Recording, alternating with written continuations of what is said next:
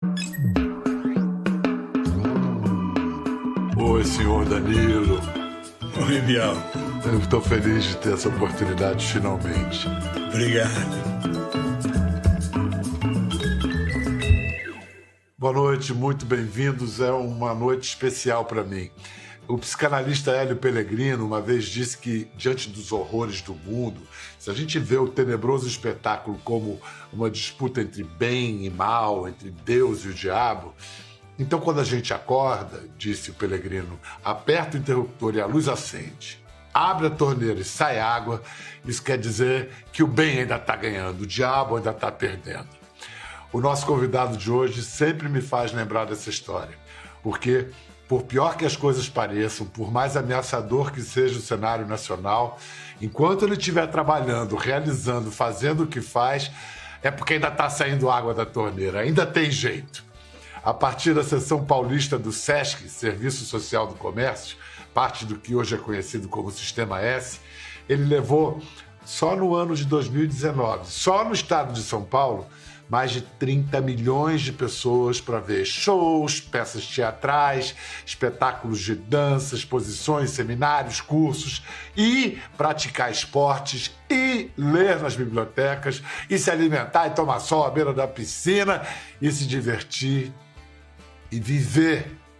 Hoje vamos entender um pouco melhor o Sistema S, como ele funciona, seu modo de financiamento, por meio do exemplo do SESC, que completa 75 anos em setembro, e por sua personificação nesse brasileiro excepcional que há 37 anos comanda o SESC São Paulo, sempre a promover a mais ampla e bela ideia de cidadania. Olha, há muito tempo eu queria fazer esse programa em reconhecimento a você, Danilo. Estou feliz de ter finalmente conseguido a oportunidade. Muito obrigado, Bial. Muito prazer em estar com você aqui para poder falar um pouco sobre o nosso trabalho. Eu sei que você entrou no SESC no dia 1º de novembro de 1968, tinha 25 68. anos. Mas antes, você foi seminarista. Foi falta de opção ou foi vocação mesmo? Você queria ser padre? Não, eu queria ser padre. Eu estava me preparando no seminário na Companhia de Jesus, os jesuítas. Não me arrependo de ter entrado e não me arrependo de ter saído. Foi bom, foi importante, foi o momento da minha formação e fui buscar outros rumos, outros caminhos, outros ventos para continuar a minha vida. E logo em seguida eu fiz o concurso para o SESC. E a vocação para encarar o trabalho como sacerdócio, eu acho que a gente pode identificar em você. Bial, você está tocando num ponto muito curioso. Quando eu entrei em 68, boa parte dos colegas que entraram na mesma ocasião, eu diria que uns 30%, 40%, eram ex-seminaristas. Muita gente canalizou esse sentimento religioso para a prática política, né? É verdade, é verdade. Não que eu tivesse descoberto que no SESC eu podia realizar aquilo que eu tinha imaginado como seminarista. Não exatamente isso.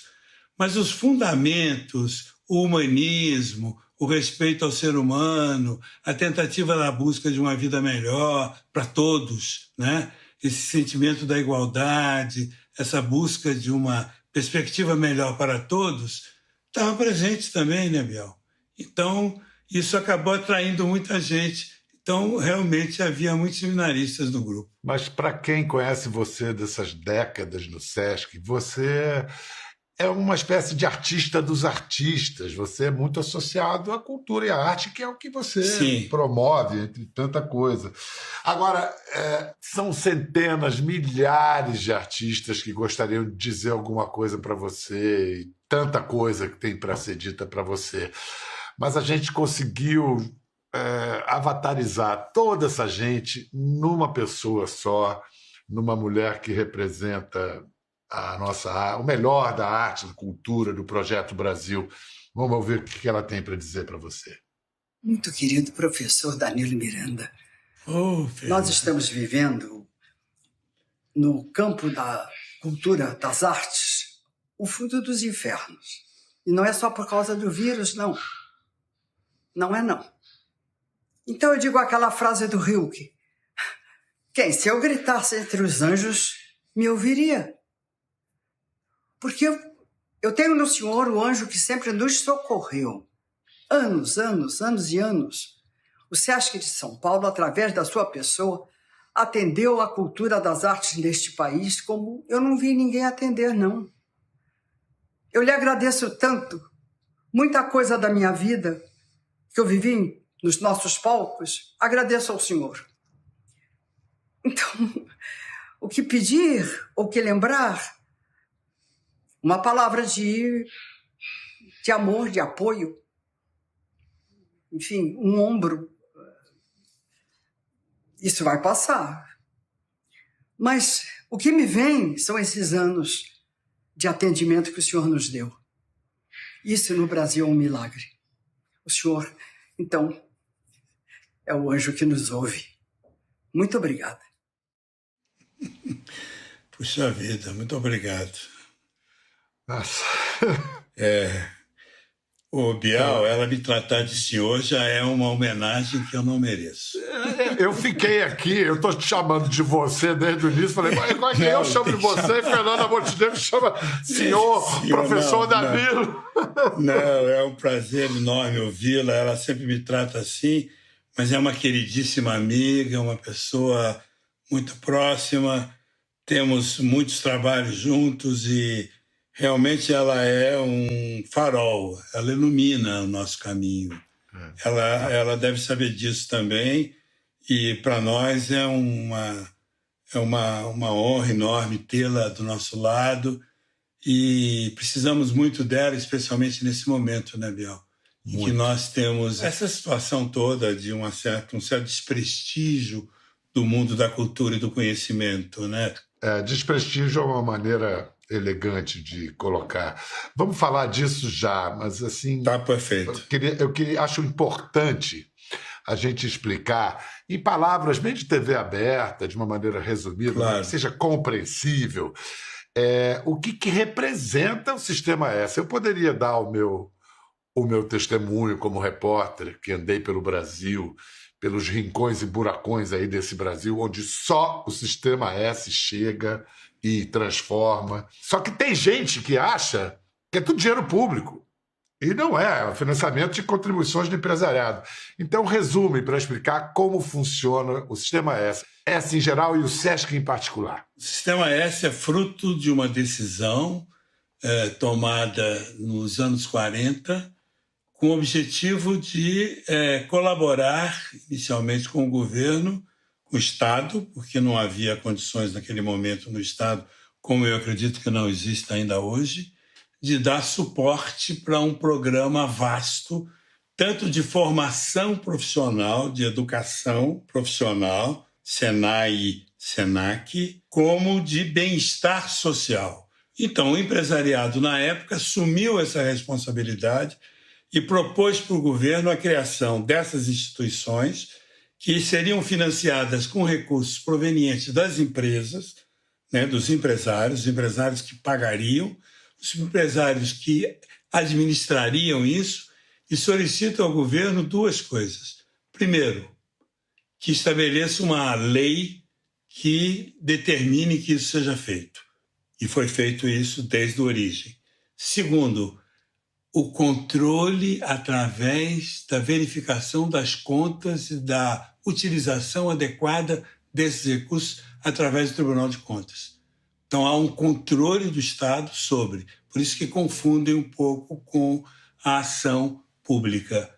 Eu diria que, do ponto de vista global, como um conjunto de instituições, o serviço que elas prestam é relevante, eu diria mais do que isso, essencial para a população brasileira de modo geral. Isso nós verificamos através, inclusive, de pesquisas, estudos. Isso tem Ibope, tem outras instituições que já fizeram vários levantamentos a respeito desse assunto. Então, há uma aprovação maior do que desaprovação.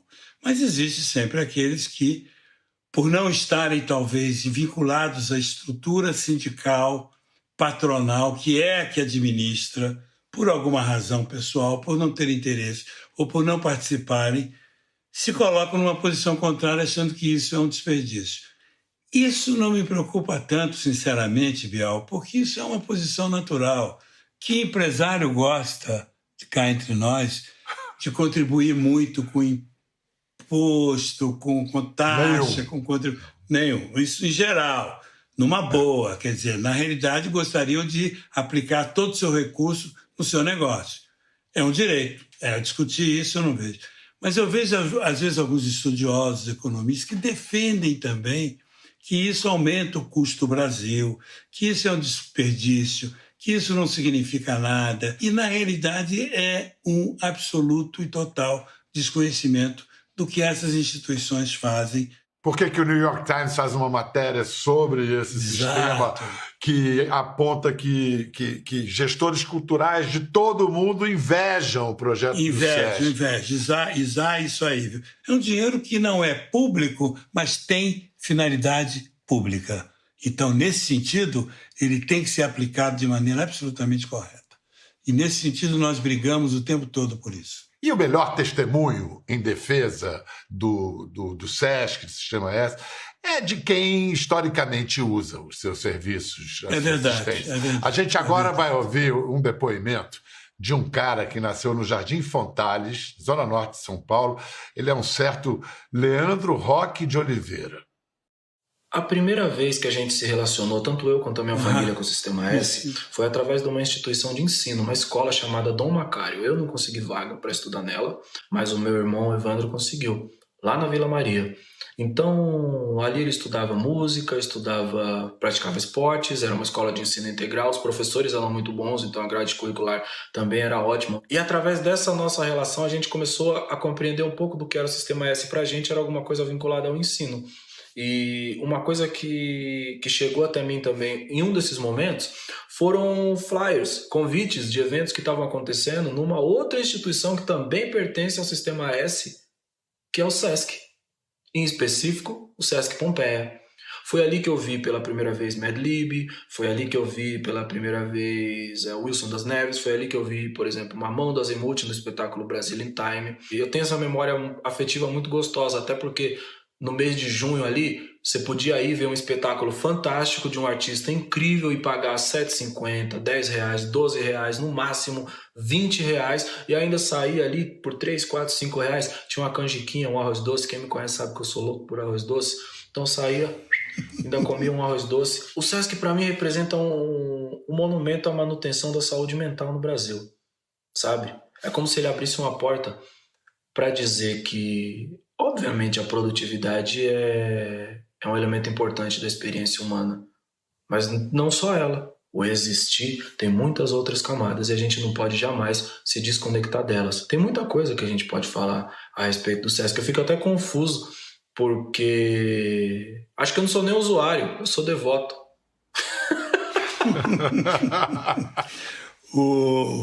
O Emicida é um pensador, né? É um pensador. Não, e entre essas camadas do existir, sem dúvida, o arroz doce está ali em lugar de destaque. Está ali, lá em cima. Mas o que ele diz, que você também repete há anos, é isso, que não é só o trabalho, não é só o emprego, é a vida. Fundamental, mas não é tudo.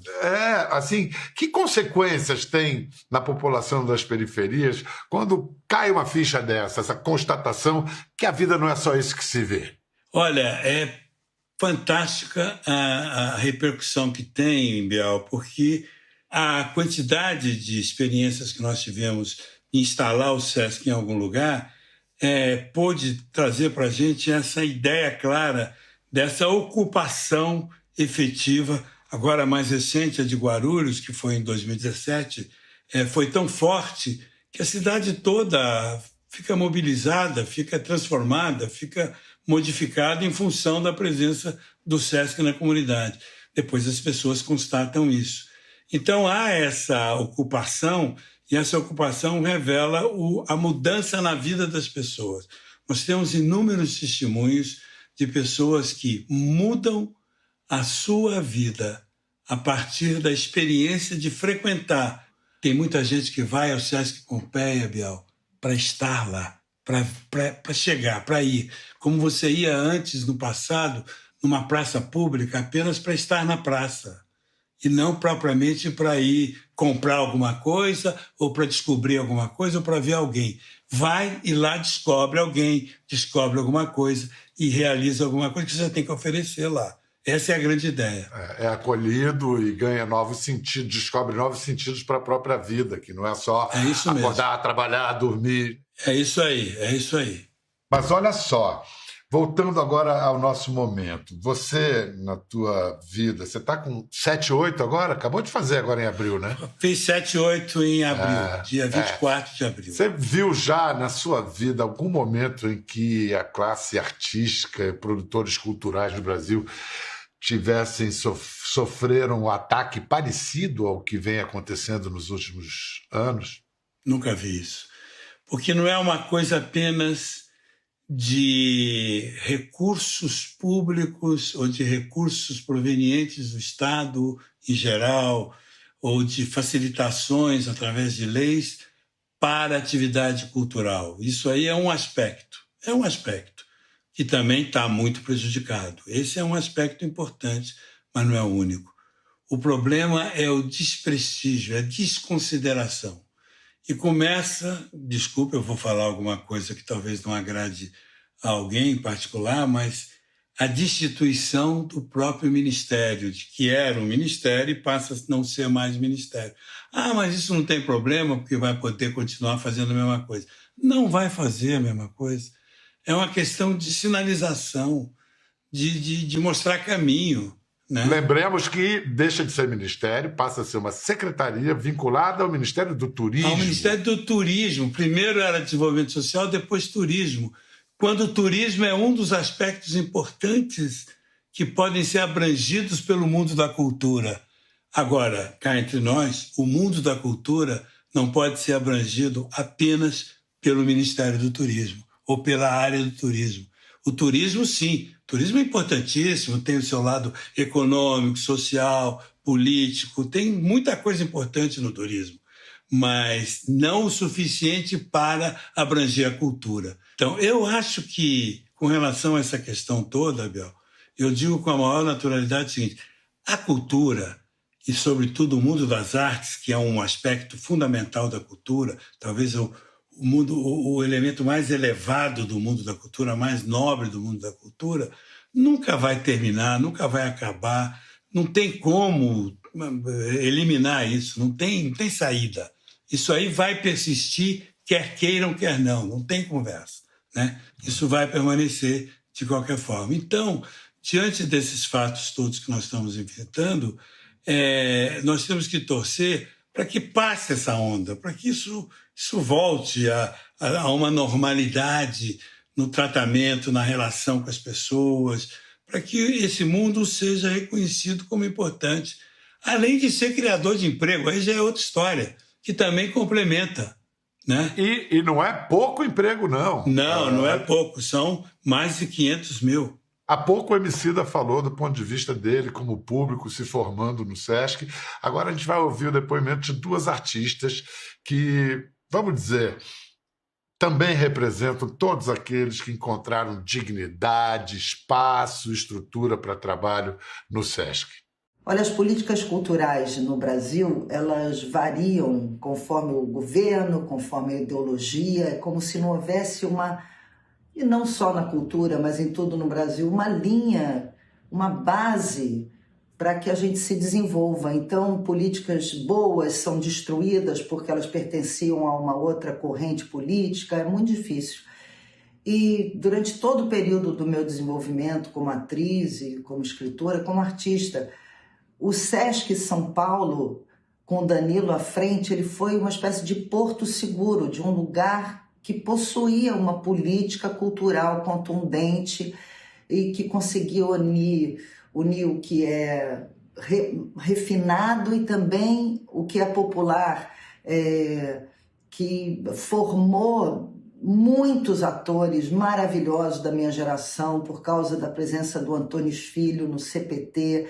É um lugar assim, que entende a cultura com C maiúsculo, como um lugar de educação e de experimento. Como artistas, a gente tem um conforto para se apresentar, sabendo que o público está confortável também em assistir. E agora, nesses tempos de pandemia, a gente já está nessa, né? A nossa profissão tão afetada e, ao mesmo tempo, sendo consumida loucamente, que se não fosse a arte, eu não sei como teríamos atravessado esse período.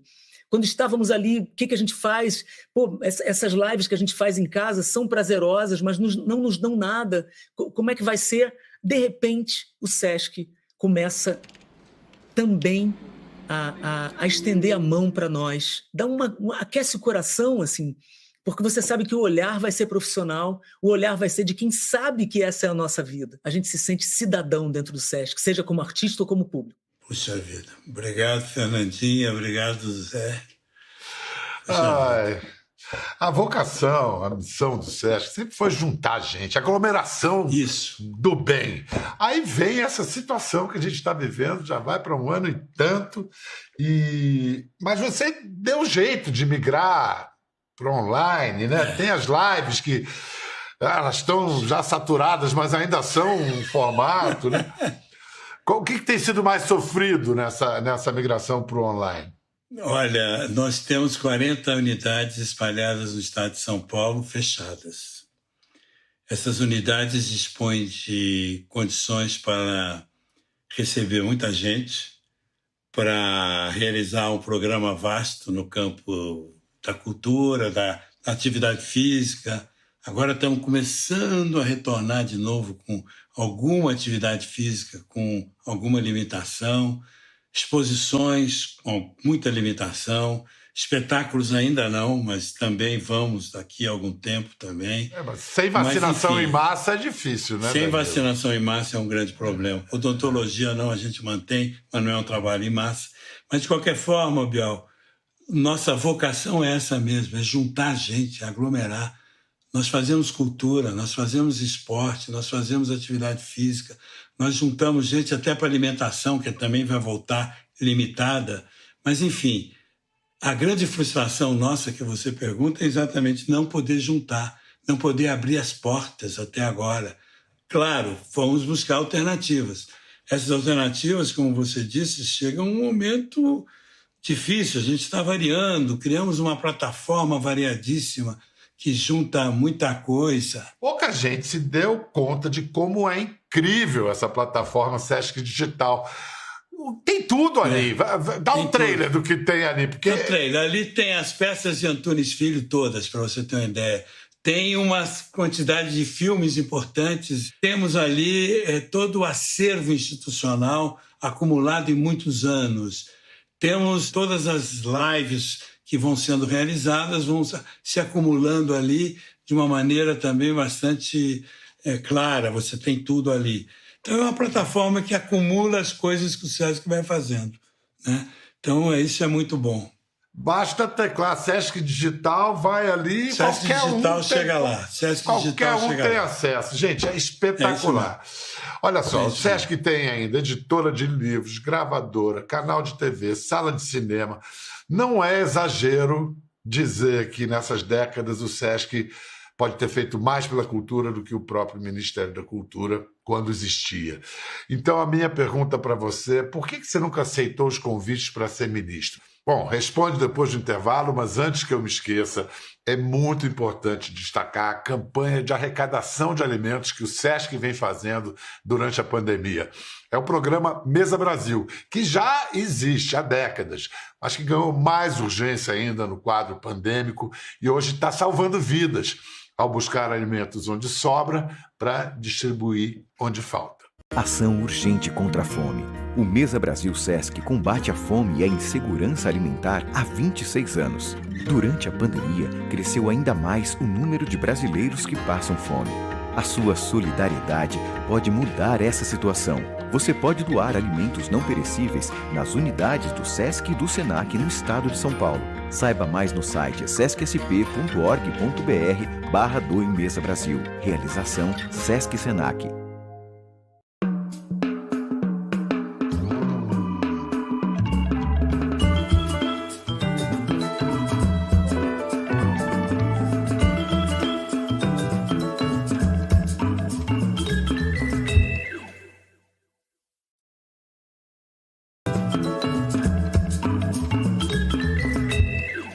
Muito bem-vindos de volta à nossa conversa com o admirável Danilo Santos de Miranda, diretor do Sesc de São Paulo, a quem a cultura brasileira deve tanto. Não dá para avaliar o que a gente deve a esse cara e ao trabalho dele. Professor Danilo, como diria Fernanda Montenegro. Professor Danilo, por que o senhor nunca aceitou os convites para ser ministro da Cultura, ou secretário de Cultura? Olha, eu tive convites no plano municipal, no plano estadual. No plano federal, eu diria que foram mais especulações do que convite propriamente. Não chegou a haver, em momento algum, esse convite, né? Até uma vez, na casa da Ruth Escobar, o ex-presidente Fernando Henrique lá estava e alguém perguntou para ele: como é que você não convidou o Danilo para ser ministro da Cultura e tal? E ele falou: foi melhor para ele. E eu penso um pouco assim, na realidade, no Sesc de São Paulo, graças às condições efetivas que nós tivemos sempre, graças ao apoio do Conselho, do presidente Abram, que teve esse tempo todo muito, muito atento a tudo isso, pude fazer um trabalho, tanto no presente quanto na preparação para o futuro, muito consistente, muito forte, muito sólido, assim, no sentido de poder realizar a ação, poder adaptar as condições atuais para fazer o melhor possível e planejar sempre com antecipação aquilo que nós estamos pela frente. Isso tudo permitiu para a gente uma permanência de um projeto consistente pela frente. Continuidade. Isso de um lado, do lado do que eu faço. Do lado do que poderia fazer também em nível nacional, nunca me pareceu muito adequada a visão que os diversos poderes, os diversos partidos, os diversos governos têm e tiveram com relação ao papel da cultura, efetivamente. Para mim, a cultura tem um caráter muito mais profundo, mais amplo do que muitas vezes se dá, pensando apenas na questão da administração das artes, das questões artísticas, da questão patrimonial e acabou. Não, a cultura é muito, muito mais do que isso. A cultura é transversal. A cultura está presente em todas as manifestações públicas do poder, inclusive nas questões ligadas à própria economia, à própria administração de todos os processos. A educação nem se fala. A educação não se faz sem ter a presença da cultura como elemento vital, central, fundamental. Cultura e educação são irmãs siamesas, uma moeda com duas faces. Tem a mesma penetração, o mesmo efeito, sobretudo no que diz respeito à preparação da geração que vem depois da gente. Não que eu não demonizo a política, eu acho que a política é indispensável, fundamental. Não se faz nada sem política, mas política com P maiúsculo sempre. Política como interesse público, e não política como pura e simplesmente defesa do interesse de um partido, de um segmento, de uma área qualquer. Por isso é que eu nunca fui. Acho que você fez muito bem. Eu gostei da imagem da moeda com as duas faces, educação e cultura, porque nós estamos falando disso, de valor, um valor que não se precifica tão fácil. Poxa, que bom, que delícia conversar com você. Muito obrigado. Que bom. Viu, Dani? Temos uma varredura rápida aí e tudo, mas estamos às horas.